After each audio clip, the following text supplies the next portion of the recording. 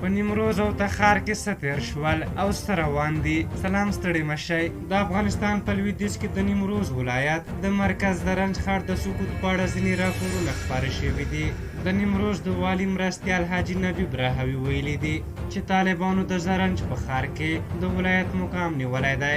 داسې نتایج شوي راپورونه هم خپاره شوي چې چارواکي له جګړې پرته له زرنج ښار څخه وتلي دي او طالبان راغلي دي. وسلوال طالبان ادعا کوي چې د نیمروز ولایت مرکز یې نیولی او دا لومړی ولایت شو چې دوی نیسي. د ښار د وضعیت په اړه لا پوره دقیق معلومات نه دي ترلاسه شوي. د افغانستان د دفاع او کورنیو چارو وزارتونو هم لا په دې اړه څه نه دي ویلي. دغه راز ټولنیزو رسنیو کې په خپرو شویو ویډیوګانو او انځورونو کې لیدل کیږي چې یو شمېر کسان له دولتي ودانیو بېلابېل توکي چور کوي. د زرنج په ښار له برید سره هم مهاله په شبرغان هم پراخ برید شوی و، خو هلته بیا مقاومت شوی او طالبان له ښاره په شا تمبول شوي دي. د طالبانو یو بیان ذبیح الله مجاهد پر ټویټر لیکلي چې دوی د مارشال دوستم یوه ماڼۍ اندخوی بند او د جوزجان امنیه قمندانۍ ودانۍ نیولې ده. خو سیمه ییزو چارواکو وروسته اعلان وکړ چې طالبان د ولایت له ودانۍ او د دوستم له ماڼۍ وتلي دي. په هر حال تاسو دغه موضوع په اړه څه نظر لرئ؟ خپل نظرونه مو راته په کومنټ کې ولیکئ. که زموږ ویډیو مو خوښه شوې وي ضروري لایک کړئ. تر بیا چې ستاسو چوپړ ته راځم په لویه بخښونکي خدای مو سپارم. د الله په امان.